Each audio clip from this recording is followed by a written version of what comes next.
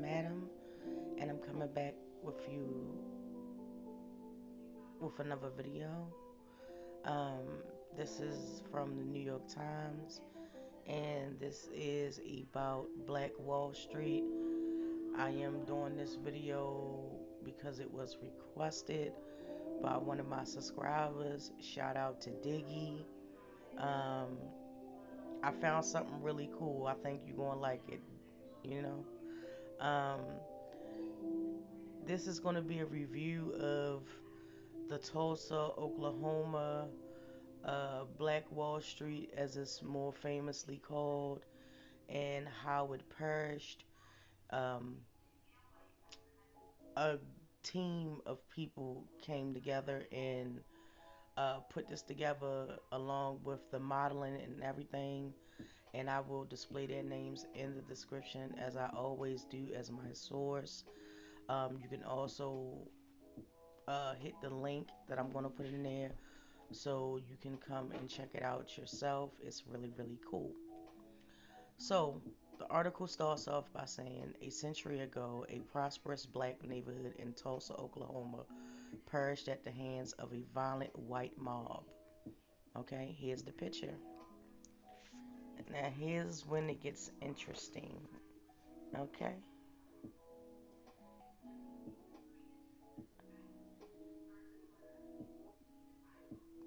cool, right? The Tulsa Race Massacre of 1921 killed hundreds of residents, burned more than 1,250 homes, and erased years of black success. What Tulsa Race Massacre destroyed, okay? And these are all the people that have put the work in on this. I will have them listed. I am not going to read off their names because I do not want to mispronounce their names in any way. So stay tuned for that. Imagine a community of great possibilities and prosperity, built by black people for black people, places to work, places to live, places to learn and shop and play, places to worship. Now imagine it being ravaged by flames. In May of 1921, the Tulsa, Oklahoma neighborhood of Greenwood was a fully realized antidote to the racial oppression of the time. Built in the early part of the century in a northern pocket of the city, it was a thriving community of commerce and family life to its roughly 10,000 residents. Okay? And these are actual photos. A lot of information was compiled by multiple sources. So just sit back and take this in. This would definitely be a long video. So be prepared for that.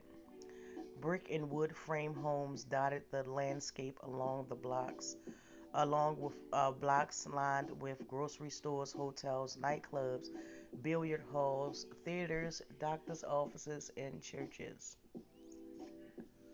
Greenwood was so promising, so vibrant, that it became home to what as America's Black Wall Street.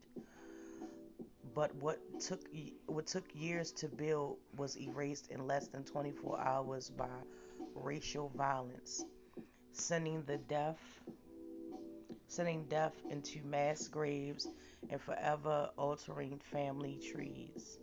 Hundreds of Greenwood residents were brutally killed. Their homes and businesses were wiped out. They were casualties of a furious and heavily armed white mob of looters and arsonists. One factor that drove the violence, resentment towards the black prosperity found in the block of Greenwood.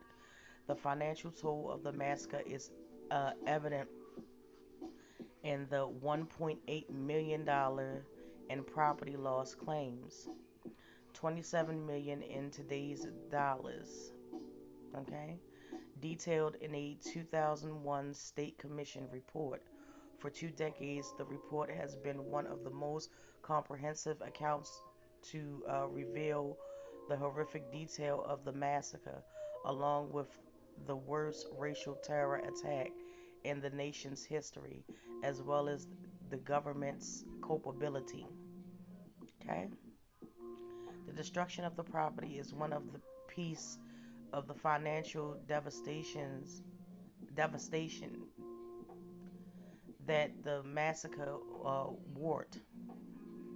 Much bigger is a sobbing kind of inherence, the incalculable and enduring loss of what could have been, the generational wealth that may have shaped and secured fortunes of black children and grandchildren. What if we had been allowed to maintain our family business? Asked Brenda Nails Alford, who is in her early 60s.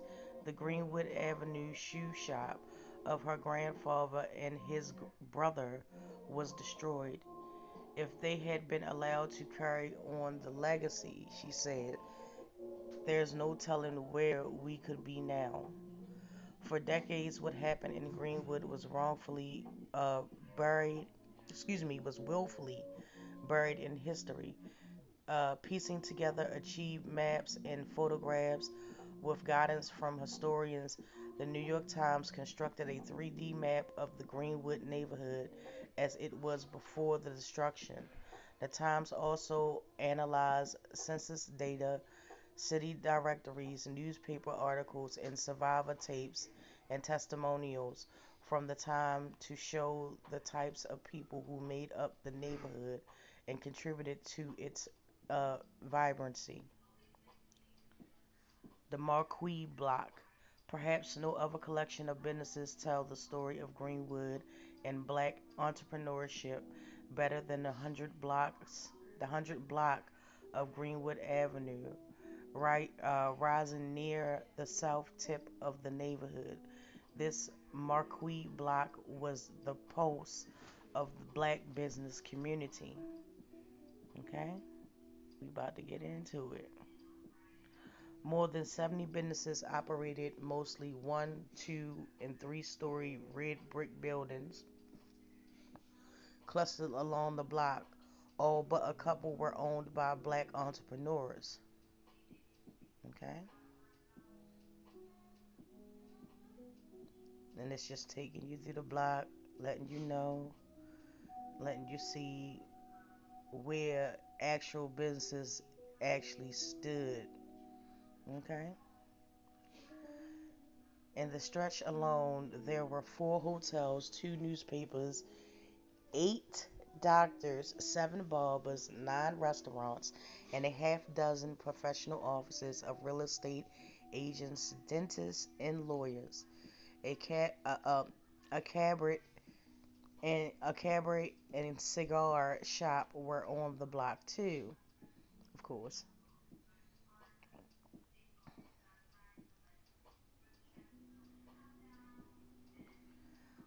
You could shop for groceries, play pool, take in the theater, um, eat dinner, or go to your hairstylist, go get your hair styled without even leaving the block. You know, it pretty much had everything. You know, so drugstore, wine cafe, tailoring, hotel.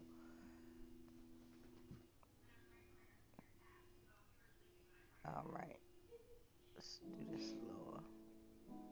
As you can see, the way they modeled it, everything that they're pointing out is basically um, businesses that existed. If you want to go back and slow it down, you can.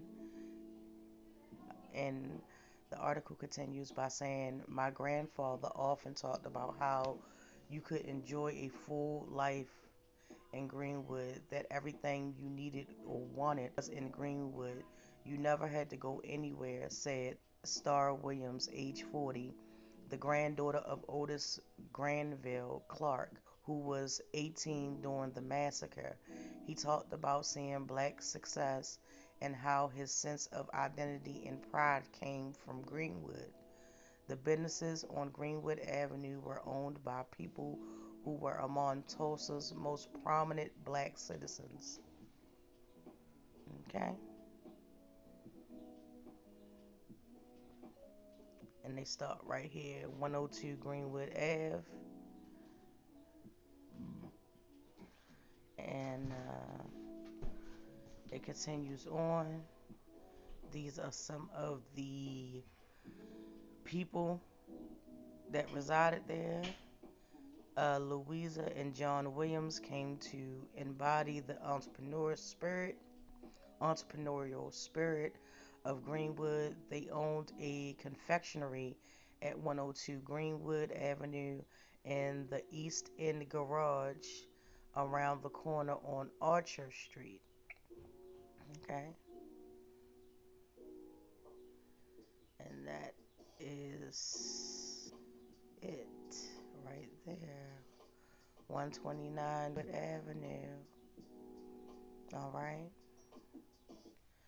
The couple also owned the 750-seat Williams Dreamland Theater at 129 Greenwood Avenue, the first movie house for black people in the city. It offered both silent films and live shows and was also a community gathering spot. Okay, there it is right there. Okay, all right. 102 to 105 Greenwood Avenue. Dr. R.T. Bridgewater was a physician with a practice in the Woods building at 101 105 Greenwood Avenue.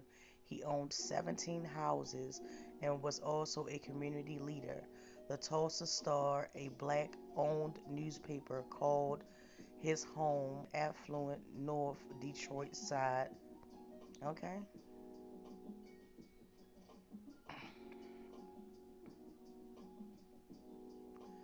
Several women set up shops as entrepreneurs in the same building. Mary E. Jones Parrish, on the left, was a teacher and journalist who operated a typing school. Maybelle B. Little ran the Little Rosie Beauty Salon on the right. Okay.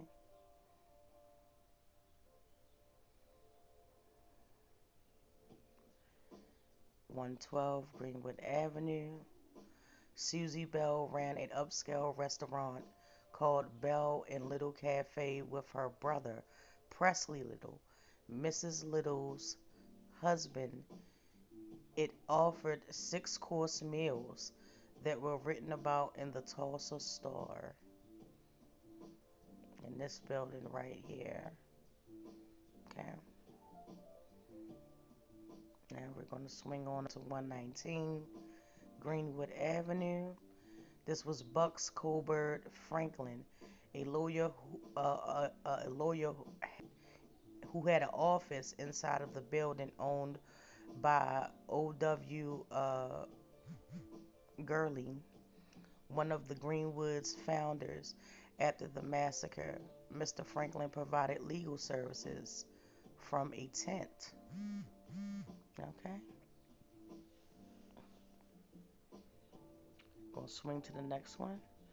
James Nels, shown here, and his brother Henry ran a shoe shop in Gist building at 121 Greenwood Avenue. The shop carried Black Swan Records, and the family also owned a dance pavilion and skating ring in the community. Okay. All right. A.J. Smithen, I apologize if I mispronounced that, a journalist and a civil rights activist, founded the Tulsa Star, which was headquarters at 126 Greenwood Avenue. The paper reported on stories of racial violence and advocated for the rights of African Americans. And there was the building right here on the corner. Wow. All right, swinging on around. We're going to go to J.B. Stratford, shown with his wife, opened the posh 57-room Stanford Hotel at 301 Greenwood Avenue in 1918. It was considered among the nation's best hotels for African Americans at the time. And that's the hotel. Right there, 301 Greenwood Avenue. All right. We're going to move it on. A city within a city. Mr. Stanford and Mr. Gurley, who purchased large tracts of land in the early 1900s, were among the founders of Greenwood. They began the building on the northern side of Tulsa beyond the railroad tracks, forming the bone of the city's primarily black neighborhood that was separated from the white side of town. Greenwood was one of the few places in the country offering black citizens less than 6 decades out of enslavement, a three-dimensional life. Okay, and that's the hotel.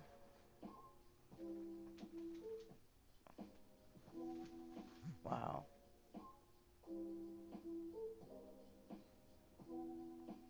By 1921, Greenwood had grown into a 35-block neighborhood with a bustling retail scene, as well as 2 schools, 2 newspapers, and a hospital.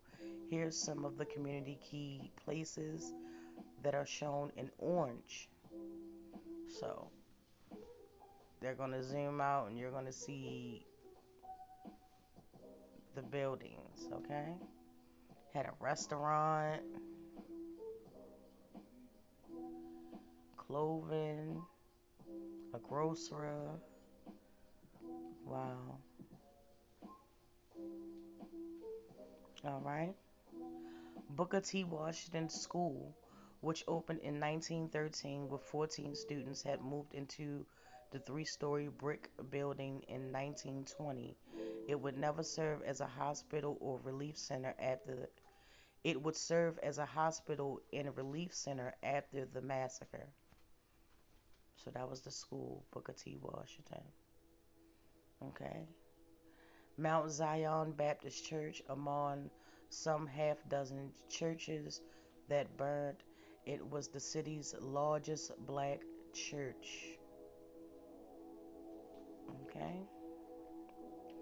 There was also a small juke joint called Zulu Lounge, owned by Isaac Ewitt, Evitt, excuse me, who worked by day on a farm, but after dark, flung open the doors at Zulu. Okay, this is a really cool 3D model, though. In the evening, residents had their choice of entertainment. Survivor accounts that were relayed to relatives recall neighbors getting gussied up to gather in Greenwood, with Thursday being big because of maids' night out. Black domestics, many of them live-in workers who cleaned the homes of white residents across town, were off that day. Many African Americans migrated to Tulsa after the Civil War, carrying dreams of a new chapter and the kind of freedom found in owning businesses. Others made a living working as maids, waiters, uh, shoe shiners, cooks for Tulsa's new oil class. In Greenwood, residents held more than 200 different types of jobs. About 40% of the community's residents were professionals or skilled craftspeople like doctors, pharmacists, carpenters, and hairdressers. According to a Time analyst of the 1920 census, while a vast majority of the neighborhood rented, many residents owned their homes. So these were homeowners. Okay. Each dot represents a resident on these maps. Okay.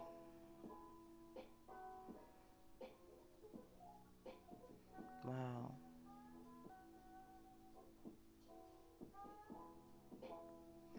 Segregation kept African Americans from prioritizing white owned shops, and Greenwood thrived from community support of black owned businesses. Black folks faced an economic detour, said Hannibal B. Johnson, an author in the education chair for the 1921 Tulsa Race Massacre. Okay, Continental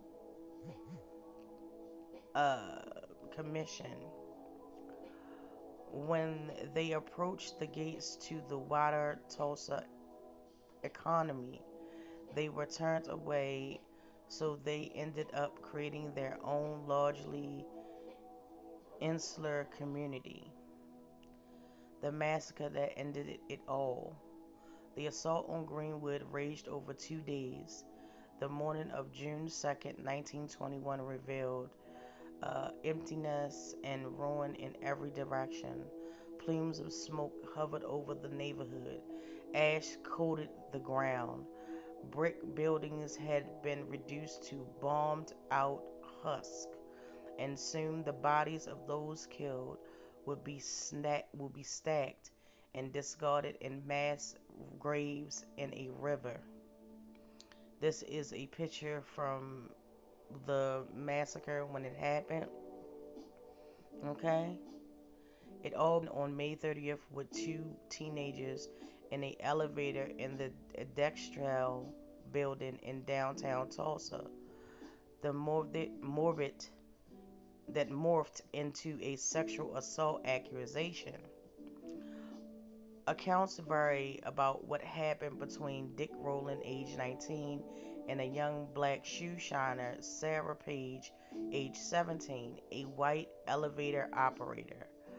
One common theory suggests Mr. Rowland tripped and grabbed onto the arm of Miss Page while trying to catch his fall. She screamed and he ran away, according to the commission report. The next day, Mr. Rowland was arrested and jailed in the Tulsa County courthouse.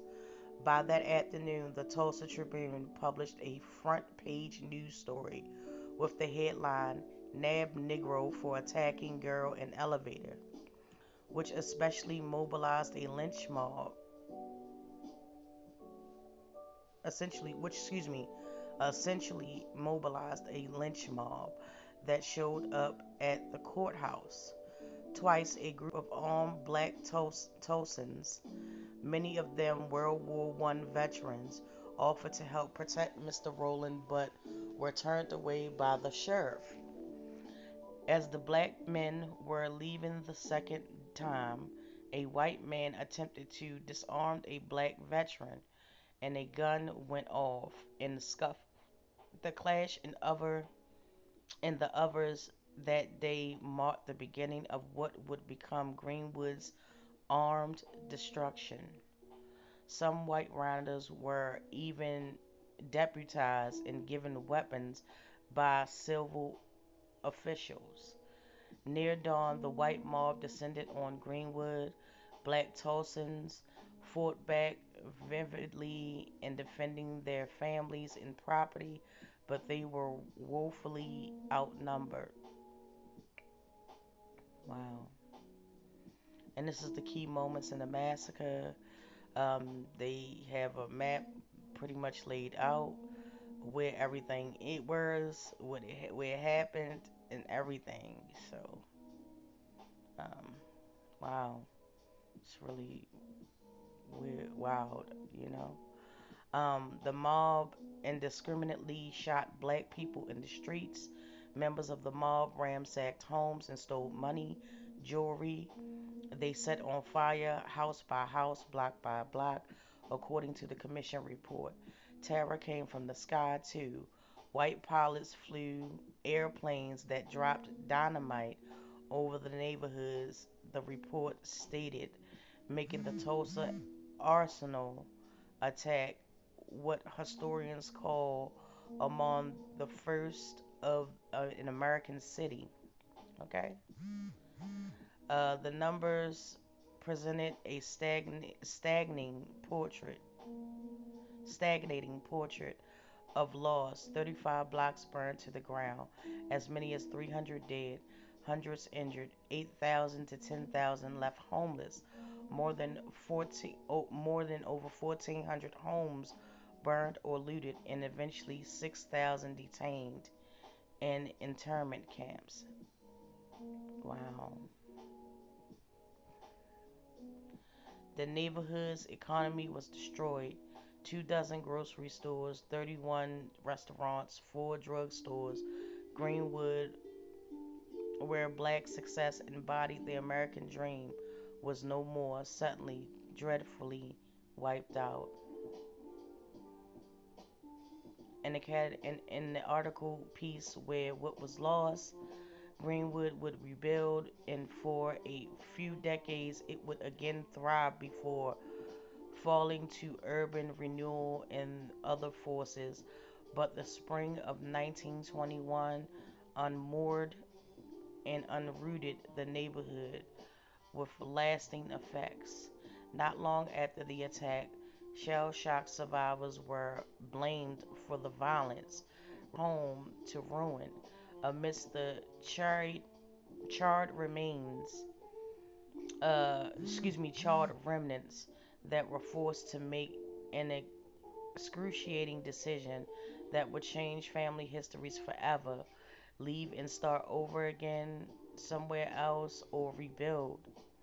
They also faced another kind of white resistance, a fire ordinance intended to prevent black property owners from rebuilding on their own, and insured companies that refusal to pay damage claims. Greenwood wasn't a gift from anyone. It was created by the citizens of Greenwood who withstood the tragedy of 1921 and rebuilt again, said Scott Ellsworth, the author of the recently released book, The Groundbreaking: An American City in Its Search for Justice. Greenwood is the story of resilience. It is the story of courage. Those who stayed begin sticking their lives, sticking their lives back together. Excuse me. Amon, back together immediately. Excuse me. I'm sorry. I'm getting a little tongue tied. They joined forces and began rebuilding homes and businesses. With, Within a day, C.L. Neverland, a massacre survivor and minister whose barbershop at 110 Greenwood was destroyed, purchased a folding chair and sop and razor, and set up the shop on the sidewalk.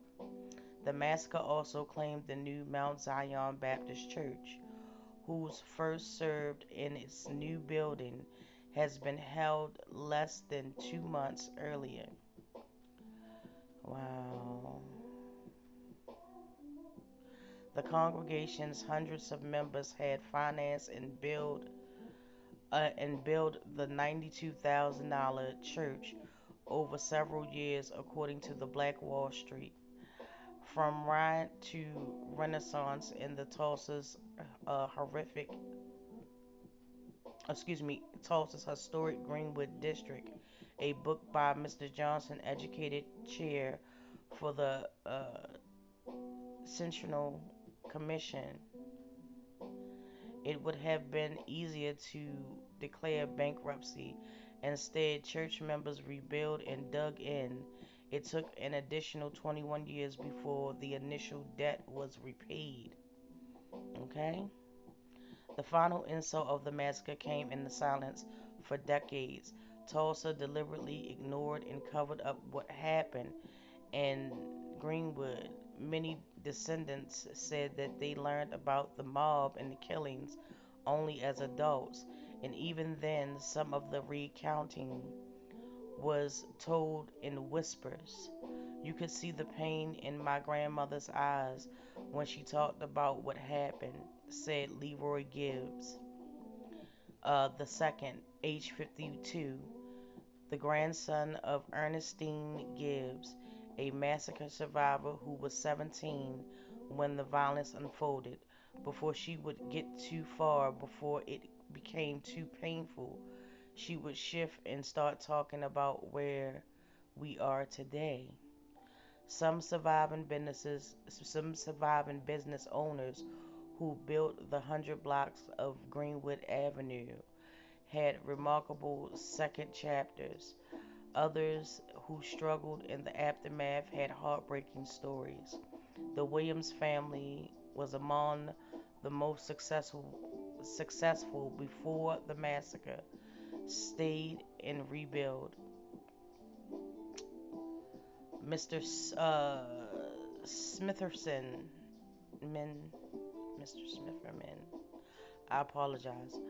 The civil rights activist who ran the Tulsa Star eventually landed in Buffalo, where he became the publisher of the Buffalo Star, later named the Empire Star. He was among several black Tulsans uh, indicted for inciting a riot and was exonerated presumptuously. Miss Parrish, the journalist who ran a typing school, stayed to chronicle the massacre. The two wealthy men who helped found Greenwood uh, were hit hard financially. Mr. Stanford, who was indicted, escaped to Kansas and then Chicago. He never recovered his fortune. Mr. Gurley reportedly lost nearly $158,000 in 1921, or $2.3 million in today's money. James Nails, who had opened a shoe shop with his brother Henry, rebuilt but never really recovered. He eventually left Tulsa. He was really unable to carry on emotionally, psychologically, Miss Nails Alford said. You get your education, you work hard, you start business, you're able to employ the family members and community members, and then you lose it all within hours. It takes away a man's dignity. There is a pending lawsuit and an ongoing discussion about how and whether the compensate the families of the Tulsa massacre victims. No compensation has ever been paid under court order or by litigation. To this day, not one person has been prosecuted or punished for the devastation and ruin of the original Greenwood. Okay? And this is the mythology of it. The buildings, maps, datas presented in the article are based on historical records. In as many cases as possible, multiple sources was used to confirm the detail, the location of the business and residences.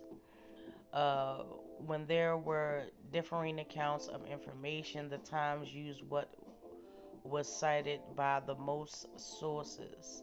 The number of killings in the massacre has been estimated to be up to 300, but it's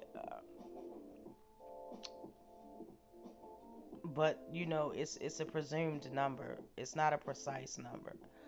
Um, Street addresses in some buildings were numbered in different ways depending on the source. The 3D model of the Tulsa, Oklahoma was created using a series of both computerized and manual steps that transformed historical material into digital data. First, we looked at the images of Stanborn insurance map from the 1920s to the 1915 and used a process called geofencing to align them to modern geography. Excuse me. Uh, the 1920 map came from Historical Society and Museum and were used to reconstruct as much of Greenwood and downtown Tulsa as possible. The 1915 map were from the Library of Congress and were used to fill in the parts of Tulsa where 1920 maps were not available. Okay? And if you want to read the rest of this, it's just basically telling you how they gathered the information, the streets, and everything, businesses, and things of that nature. Um, this was by request, and I'm glad that Diggy, shout out to Diggy. I'm glad that they, you know, he requested this to me because it allowed me to go and, search for something, and I really came up with something really cool. It gives better insight into history that has not been taught. Most of the history about the Tulsa race riots, well, not the race riots, but the massacre, was largely not publicized. It was indeed a cover up. Indeed, our government was complacent in it. We're not going to, throw rocks and hide our hands with this. It was a lot of people that were complacent in it because they did not want to see people of color excel much like they're doing today. Um, it always strikes me as funny when you have people like Candace Owens and all the other strap bootlickers come out here and say, nothing was ever, everything is always given to us. We have to learn to pull ourselves up by our bootstraps and things of that nature and the rhetoric that they spill, but they fail to acknowledge and people fail to still acknowledge that at one time, for many decades and for many years, there was a community that thrived, and by any means that wasn't the only community that was thriving at the time. There were other not so well known communities in other parts of the country that were thriving, that were building, that were carving out a piece of some type of civilization, freedom, um, for people of color, newly freed slaves. So um, when they spill this rhetoric, I have no choice but to just look and laugh and like, wow, man, like you read a lot of books, but you didn't read the right ones.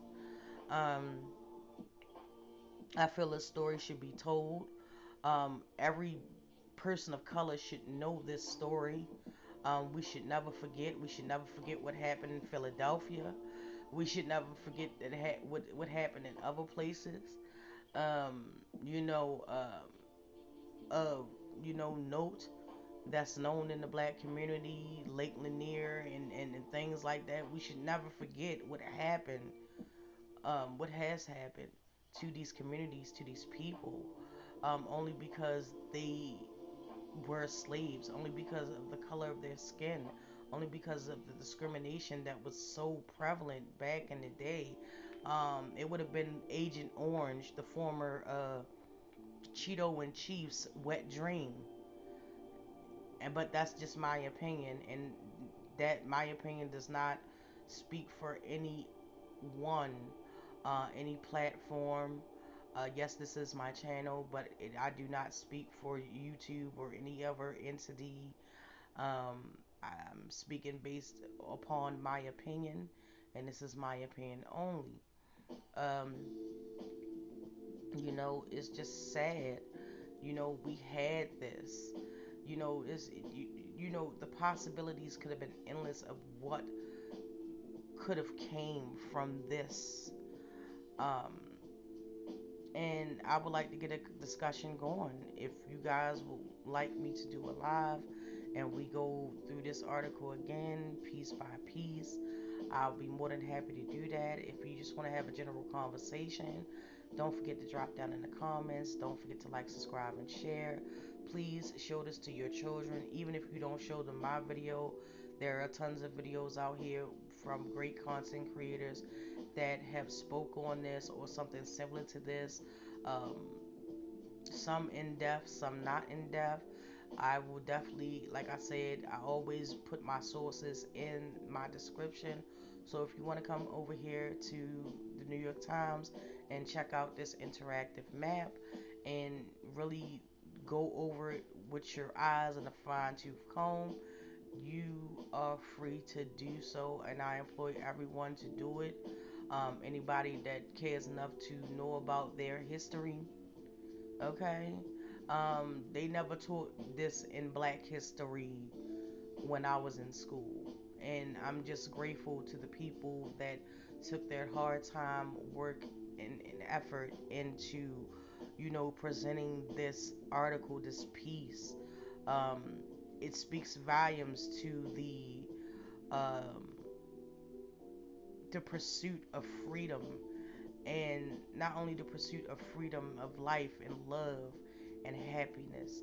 Uh, Imagine being somewhere where you know you wasn't discriminated against, and it was a beautiful thing.